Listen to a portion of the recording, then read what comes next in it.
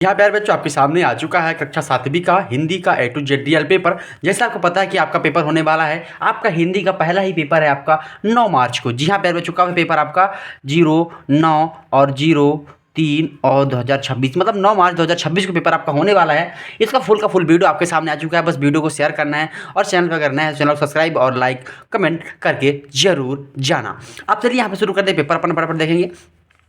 यहाँ पे राज्य शिक्षा केंद्र द्वारा जारी मध्य प्रदेश भोपाल द्वारा वार्षिक परीक्षा 2025-26 के लिए विषय हिंदी रहने वाला है। प्रथम भाषा का आपका पूरा ओरिजिनल पेपर आपके सामने आने वाला है। ठीक है बच्चों, अब इसके बाद फटाक से शुरू करते हैं अपन लोग। यहाँ पे देखिए समय 2.5 घंटे रहने वाला, आपके पूर्णांक 60 रहेगा। आपका कक्षा 7वीं का पेपर होगा। अब यहाँ पे बच्चों देख सकते हैं पूरा पेपर दिख रहा होगा आपको। बस वीडियो को अंत तक देखना, वीडियो को शेयर करना। अब पहला प्रश्न है सही विकल्प से 1 से 5 तक के प्रश्न। जी हाँ बच्चों, क्या है 1 से 5 तक सही विकल्प है और सारे प्रश्न को हल करना। यहाँ पे प्रश्न को बढ़कर नीचे दिए गए विकल्पों के सही विकल्प चुनकर उत्तर लिखिए।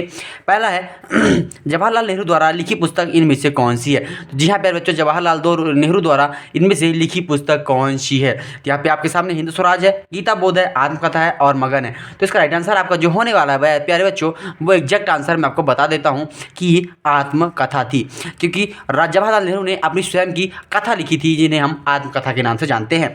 फिर है नेक्स्ट क्वेश्चन है बेशुमार शब्द में उपसर्ग है। बेशुमार शब्द में उपसर्ग क्या होगा। उपसर्ग पूछा है, मतलब जो शब्द के पहले लगाए जाते हैं। तो मार तो नहीं होगा, रा नहीं होगा, वेश नहीं होगा, तो राइट आंसर वे होगा। तो क्या होगा राइट आंसर वे। अब यहाँ पे प्रश्न नंबर 3 क्या कहता है, आज रविवार का दिन है। आज रविवार का दिन है, वाक्य में रेखांकित शब्द का समानार्थी शब्द कौन सा है। तो यहाँ पे दिवस है ना, आपके सामने दिवस आंसर दिया, मतलब इसका राइट आंसर दिवस ही होना है। ठीक है प्यारे बच्चों, अब इसके बाद चलते हैं बादल का पर्यायवाची प्रश्न नंबर 4। और प्रश्न नंबर 4 जो होने वाला आपका बादल का पर्यायवाची पूछा हुआ है। तो यहाँ पे आसमान, गगन, धारा और मेघ, इनमें से राइट आंसर जो आपका होने वाला है मेघ, क्योंकि मेघ आसमान की एग्जैक्ट पर्यायवाची होती है। अब चलते हैं प्यारे बच्चों नेक्स्ट क्वेश्चन पे। और यहाँ प्रश्न नंबर 5 क्या कहता है कि मेरी भावना कविता रचयिता कौन है। सुमित चौहान, तुलसीदास, सूरदास और जुगल किशोर। इनमें से 4 में से आपका राइट आंसर क्या होगा, जुगल किशोर। जी हाँ प्यारे बच्चों, जुगल किशोर। ठीक है, अब यहाँ पे आप देख सकते हैं कि प्रश्न नंबर 5 की मैंने 5 के 5 आंसर एग्जैक्ट क्लियर कर दिए हैं, जो इसमें से आपको 5 में से 5 पूरा नंबर मिलने वाला है। जी हाँ प्यारे बच्चों, ये आप कंप्लीट करने के बाद आप चलते हैं सीधा प्रश्न नंबर 6 से 10 तक के। यहाँ पे लिखा है रिक्त स्थानों की पूर्ति कीजिए कि प्रश्न नंबर 6 से 10 तक के आंसर लिखने हैं। ठीक है, अब यहाँ पे 6 से 10 तक के कुछ सारे आंसर दिए गए हैं, इनको भी आपको लिख लेना है। पहला है अभिनंदन शब्द में उपसर्ग लगा हुआ है। तो ये बहुत ईजी क्वेश्चन है, इसमें से आपको छांटना है कि अभिनंदन में उपसर्ग क्या क्या दिया गया है। तो अभिनंदन में उपसर्ग क्या होगा, अभी होगा। ठीक है, क्या होगा, अभी। ठीक है प्यारे बच्चों, इसको आप क्या लिखोगे, अभी लिख लोगे। फिर प्रश्न नंबर दूसरा क्या कहता है, सुभाष चंद्र बोस ने अपने पत्र में मांडले जेल को खाली खाली माना था। तो उन्होंने मांडले जेल को क्या माना था, हरिश्चंद्र माना हुआ था। क्या माना था, हरिश्चंद्र। ठीक है, हरिचंदन माना था। ये प्रश्न नंबर 2 का आंसर हो जाएगा। अब प्रश्न नंबर 3 क्या कहता है, भारत एक खोज खाली खाली द्वारा की गई प्रसिद्ध पुस्तक है। तो किसने किया खोज, तो कौन किया था, जवाहरलाल नेहरू ने। जी हाँ प्यारे बच्चों, जवाहरलाल नेहरू। तो आप इसमें लिख लेना है 3 नंबर का आंसर जवाहरलाल नेहरू। फिर प्रश्न नंबर 4 क्या कहता है, 9 नंबर क्या कहता है बच्चों, खाली खाली भाव जगत में मेरा सब चीज़ों के जो नित्य रहे। तो इसका राइट आंसर जो होने वाला आपका प्यारे बच्चों, उसको आपको क्या करना है, फिल कर लेना है। तो प्रश्न नंबर 9 का आंसर क्या होगा, ईर्षा भाव। ठीक है, तो यहाँ पे आपको लिखना है 9 नंबर का, यहाँ पे लिखना है ईर्षा। ठीक है, ईर्षा भाव। प्रश्न नंबर दया करने वाले व्यक्ति को खाली खाली कहते हैं। तो दया करने वाले व्यक्ति को खाली खाली क्या कहते हैं, दयालु कहते हैं। ठीक है, तो आपको यहाँ पर लिखना है दयालु। क्या लिख देना है आपको, दयालु कहते हैं। ठीक है, तो यहाँ पे आप देख पा रहे हैं प्रश्न नंबर पूरे आंसर मैंने दे दिया है फटाक से। पूरा 6 से लेके 6, 7, 8, 9, 10 और यहाँ से आपको पूरे 5 नंबर मिलने वाले हैं बच्चों। तो फाइनली आपको यहाँ पे प्रश्न नंबर 1 अब से लेके 10 तक के सारे आंसर मैंने क्लियर कर दिए हैं। अब चलते हैं यहाँ पे प्रश्न नंबर अति लघु उत्तरीय प्रश्न की ओर। यहाँ पे 11 से 16 तक के अति लघु उत्तरीय प्रश्न दिए गए हैं। पहला प्रश्न आपके सारे, मेरी भावना कविता में कवि ने किन किन साम्य भाव रखने की बात कही है। ठीक है, तो इसका राइट आंसर जो होना है, तो इसका ये सब प्रश्न नंबर 11 से लेके प्रश्न नंबर तक मैं लास्ट तक की बात बता देता हूं। प्रश्न नंबर 26 तक के आंसर आपको मैं कंप्यूटर स्क्रीन में दिखाऊंगा। बस वीडियो को देखते रहिए, वीडियो को शेयर करते रहिए, चैनल के साथ सब्सक्राइब कर लीजिए और बेल आइकन दबाना बिल्कुल नहीं भूलिएगा। अब चलिए आ जाते हैं अपन सीधे कंप्यूटर स्क्रीन पे और इन प्रश्नों के आंसर भी फटाफट देख लेते हैं प्यारे बच्चों। अब जैसा कि आपको पता है कि हम आ चुके हैं कंप्यूटर स्क्रीन पर, और यहाँ पे आपको आ चुका है आपके सामने अति लघु उत्तरीय प्रश्न 1 से लेके 16 तक के आंसर। यहाँ प्रश्न नंबर 11 का क्या है, मेरी भावना कविता में किन किन शाम भाव रखने की बात कही गई है। जो आपने प्रश्न देखा था, तो राइट आंसर क्या है, मेरी भावना कविता में कवि ने दुष्ट और क्रूर व्यक्तियों पर, सुखी और दुखी जीवों पर और अपने विपरीत गलत रास्ते चलने वाले साम्य भाव समानता को भाव रखने की बात कही है। प्यारे बच्चों, कंप्लीट कर लेना। अब चलते हैं प्रश्न नंबर 12 पे और 13 पे। यहाँ पे आपके सामने प्रश्न नंबर 12 क्या कहता है, दीन दुखी जीवों के प्रति हमारा व्यवहार कैसा होना चाहिए। तो दीन दुखी जीवों के प्रति हमारा व्यवहार करुणामय, दया और सेवा भाव के पूर्ण होनी चाहिए। हमें उनकी हर संभव मदद करनी चाहिए और दुखों के कम से कम प्रयास करना चाहिए। ठीक है, प्रश्न नंबर 12 का आंसर आपके सामने हो गया बच्चों। प्रश्न नंबर 13 क्या कहता है कि प्रश्न नंबर 13 आप देख लीजिए, दादी की घड़ी कहानी के अनुसार असली अलार्म कहाँ होता है। दादी की घड़ी की कहानी के अनुसार असली अलार्म कहाँ होता है, तो वह हमारे जीवन के भीतर इच्छा शक्ति के होता है। हम सच्चे मन से कुछ करने ठान लेने, यदि मन में स्थान लेते हैं तो वह हमें अपने टाइम पे जगा देता है। ठीक है, अब इसके बाद चलते प्रश्न नंबर 14 है और बाकी 15 भी देखेंगे बच्चों। बहुत ईजी क्वेश्चन है। गढ़ मध्य प्रदेश किस राज्य में लोकनृत्य है। तो यहाँ पे गढ़ मध्य प्रदेश में निमाड़ क्षेत्र का लोकनृत्य माना जाता है। यहाँ पे योग के अति सूक्ष्म साधन कौन कौन से हैं। तो योग के अति सूक्ष्म साधन जैसे कि एम नियम और नैतिक आचरण और आत्म अनुशासन के संबंधित चीज होते हैं। अब प्रश्न नंबर 16 आपके सामने कुछ इस तरह आ रहा है प्यारे बच्चों, इसको भी आप देख लीजिए।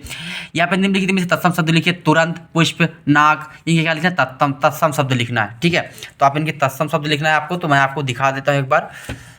ये देखिए प्रश्न नंबर 16 है, तो तुरंत का क्या होगा, त्वरित हो जाएगा। पुष्प का क्या होगा, पुष्प हो जाएगा। नासिक का नासिका हो जाएगा। ठीक है, अब चलते प्रश्न नंबर 17 पे आपके सामने आ जाता है। प्रश्न नंबर 17 आपके सामने कुछ इस तरह दिख रहा है, पढ़ते समय दीपू कौन कौन से परेशानी को प्राप्त करता था। तो आप देख सकते हैं पूरा पढ़ते समय दीपू कौन सा, पढ़ते समय दीपू उसका छोटा भाई, अब कभी कभी घर के अन्य सदस्य भी परेशान करते थे। छोटा भाई अक्सर शोर मचाकर उसका सामान छुड़ाकर या उसके आसपास घूमकर ध्यान भटकाता था। ठीक है, आप इसको एक बार देख सकते हैं और बाकी क्वेश्चन भी नीचे दी गई है। कभी कभी ध्यान भटकाता था और कभी कभी मांग कर सामान लाने, कहीं पढ़ाई करने में डिस्टर्ब हो जाती थी। अब चलते हैं प्रश्न नंबर, यहाँ पे आते हैं प्रश्न नंबर 18 क्या कह रहा है। प्रश्न नंबर 18 भी आप देख लीजिए, मेघ बजे कविता में कभी किन किन बातों को उल्लेख किया है। तो यहाँ पे मेघ बजे कविता में कभी किन बातों को उल्लेख किया, तो सारे के सारे आंसर आपके सामने दे दिए गए हैं, कंप्लीट कर लेना। ठीक है, अब प्रश्न नंबर 19, प्रश्न नंबर 19 क्या है, सज्जनन की पहचान किससे गई। तो सज्जनन की पहचान यहाँ पे देख सकते हैं आंसर।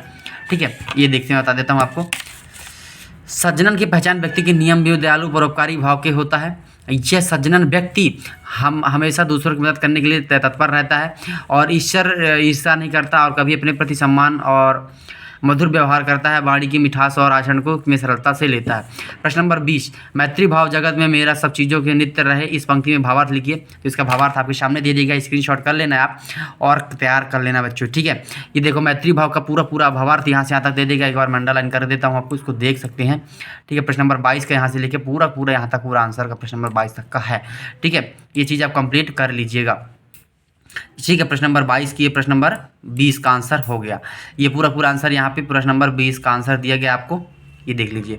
ठीक है, प्रश्न नंबर 20। आप चलते हैं प्रश्न नंबर 21 आपके सामने कुछ इस तरह आता है, देख सकते हैं। प्रश्न नंबर 21 क्या कहता है, अपने नेहरू जी ने अपने भस्म का रंग गंगा को डालने की इच्छा क्यों व्यक्त की थी। तो आपके सामने आंसर है।